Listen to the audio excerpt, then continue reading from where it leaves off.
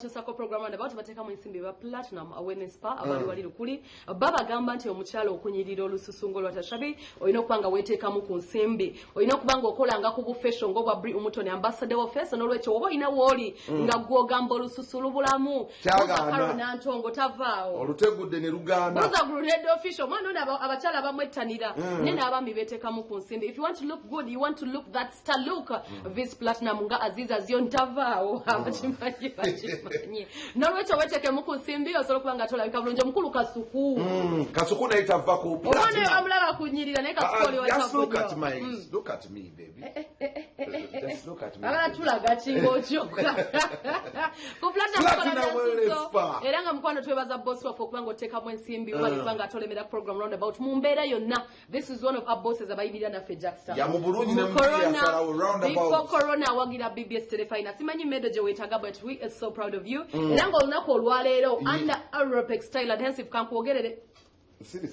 tunuleri because Jaxta is that man omuntu gwe yesiga boss waffe is so proud of you.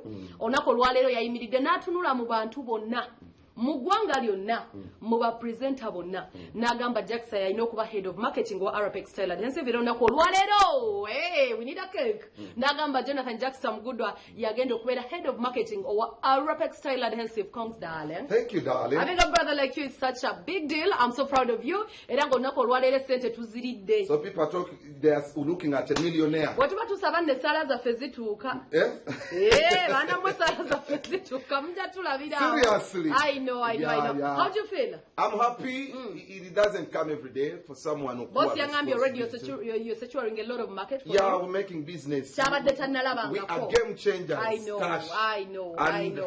With a team that I tell you not the good thing I'm working with an incredible team. Yeah. Nine chana chiwale chinyirira ine chikolo bulungi. Abana abanyiri afe tubeera nabo.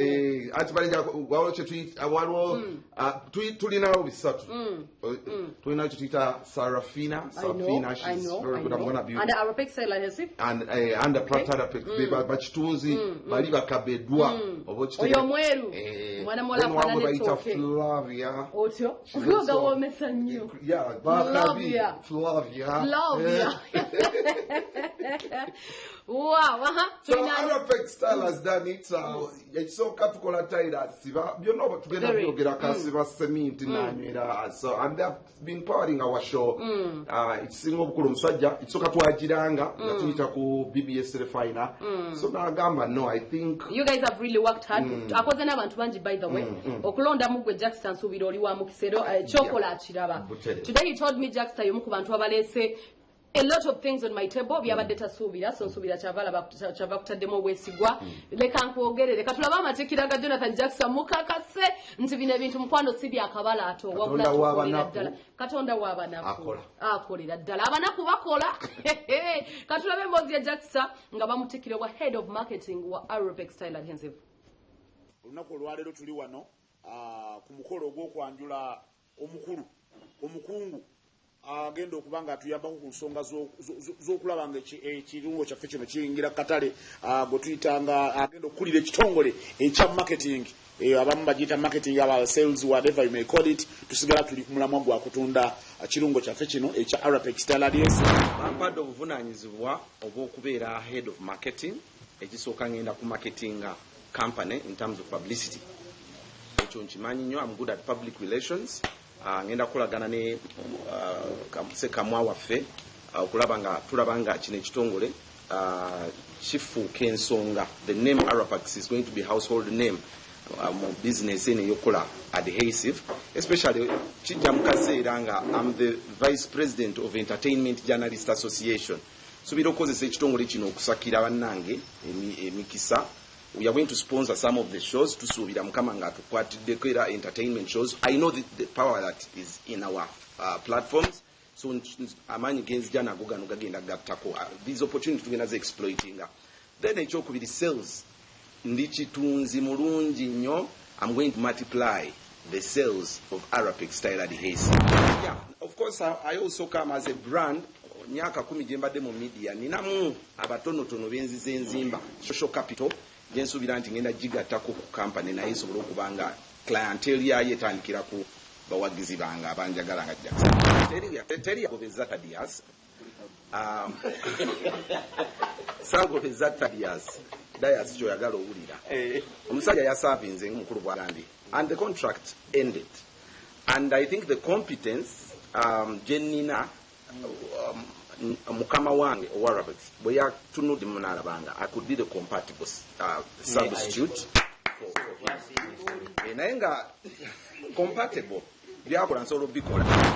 Simanyi Dias kye yalagaana na bakulu bano, naye nze we bandeetedde empapula ne bampa ne offer because they invited me, we discussed ne manager nantaganga byenjagala abirina ate nga naye byayagala okukola nsobola okubikola mu nsi ekitugattako waliwo kye bayita social capital.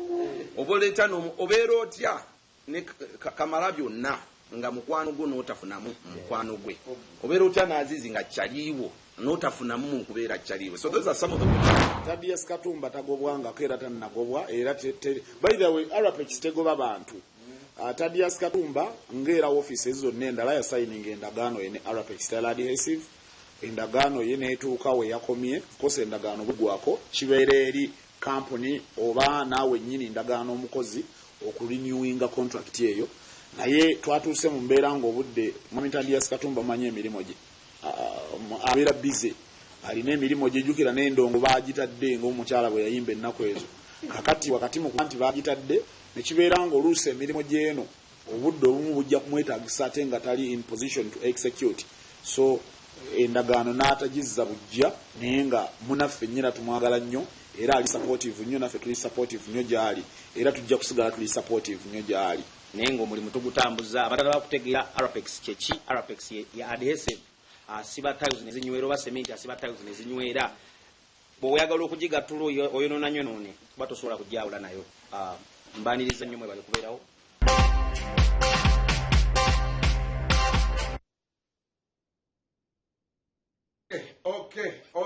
Okay, there you go.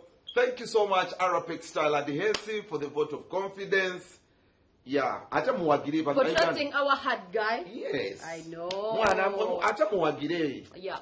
Abayina amayumba mutuwalire mullo mukozesa adhesive waffe wa akali. Era katwebaza ka Spice Mami okuwagira Arapex by the way mu bantu abakakozesa tiles za fe. Exactly, adhesive. Yeah, yes. Very.